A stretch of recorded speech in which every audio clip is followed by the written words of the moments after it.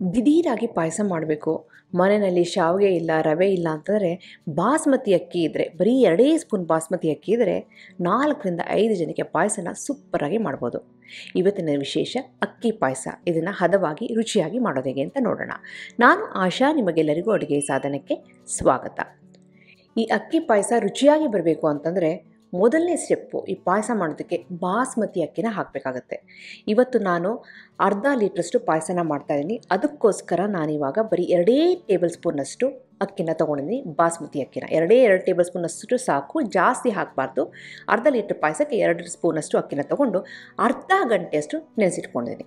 ನೆನೆಸೋದು ತುಂಬಾ ಮುಖ್ಯ, ಇದನ್ನು ಸ್ಕಿಪ್ ಮಾಡಬೇಡಿ. 2 ಟೇಬಲ್ ಸ್ಪೂನಷ್ಟು ಬಾಸ್ಮತಿ ಅಕ್ಕಿನ ಇಲ್ಲಿ ಅರ್ಧ ಗಂಟೆ ನೆನೆಸ್ಕೊಂಡು ಅಕ್ಕಿನ ರೆಡಿ ಮಾಡ್ಕೊಂಡಿದ್ದೀನಿ. ನೆಕ್ಸ್ಟ್ ಸ್ಟೆಪ್ಪು ಸಿಂಪಲ್ಲು, ಮಾಮೂಲಿ ಪಾಯಸ ಮಾಡೋಕ್ಕೆ ಸ್ವಲ್ಪ ಟ್ವಿಸ್ಟ್ ಕೊಡಬೇಕಷ್ಟೇ. ಇವತ್ತು ಪಾಯಸ ಮಾಡೋದಕ್ಕೆ ನಾನು ಅಗಾರೋ ಅವರ ಟ್ರೈಪ್ಲೆ ಓಕನ್ನು ತೊಗೊಂಡಿದ್ದೀನಿ.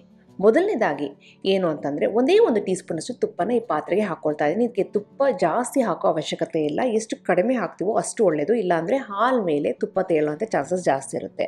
ಈಗ ತುಪ್ಪಕ್ಕೆ ನಾನಿವಾಗ 2 ಟೇಬಲ್ ಸ್ಪೂನಷ್ಟು ಗೋಡಂಬಿ ಬೀಜ, 2 ಟೇಬಲ್ ಸ್ಪೂನಷ್ಟು ಚಿರೋಂಜಿ ಸೀಡ್ ಅಂತ ಸಿಗುತ್ತೆ ಅಂಗಡಿನಲ್ಲಿ, ಅದನ್ನು ಹಾಕ್ಕೊಂಡು ಲೋ ಫ್ಲೇಮಲ್ಲಿ ಹುರ್ಕೊಳ್ತಾ ಇದ್ದೀನಿ.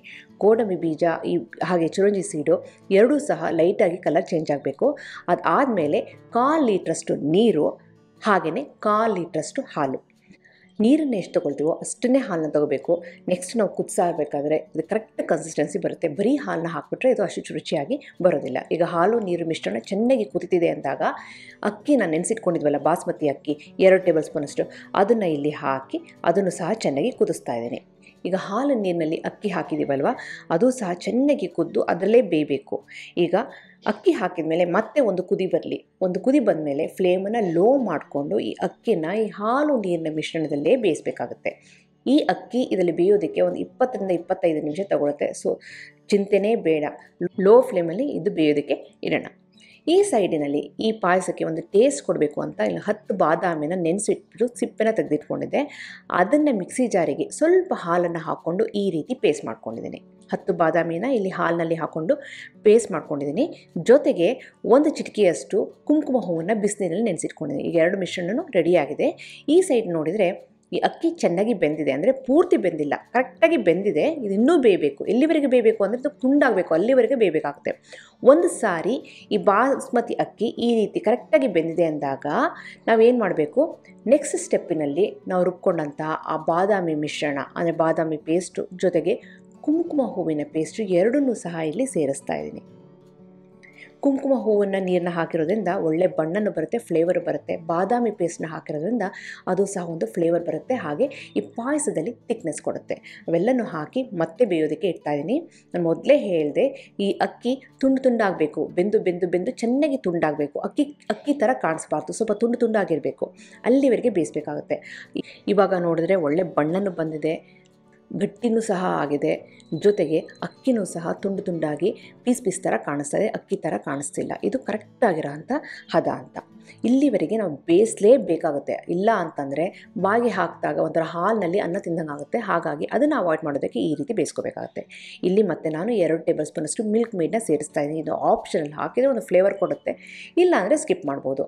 ಮನೆಯಲ್ಲಿ ಮಿಲ್ಕ್ ಮೇಡ್ ಇದ್ದರೆ ಲಾಸ್ಟಿಗೆ ಅಕ್ಕಿ ಚೆನ್ನಾಗಿ ಬೆಂದು ತುಂಡಾಗಿ ಕರೆಕ್ಟಾಗಿದೆ ಅನ್ನೋ ಸ್ಟೇಜ್ನಲ್ಲಿ ಮಿಲ್ಕ್ ಮೇಡನ್ನ ಹಾಕಿ 2ರಿಂದ 3 ಟೇಬಲ್ ಸ್ಪೂನಷ್ಟು ಸೂಪರ್ ಆಗಿರುತ್ತೆ.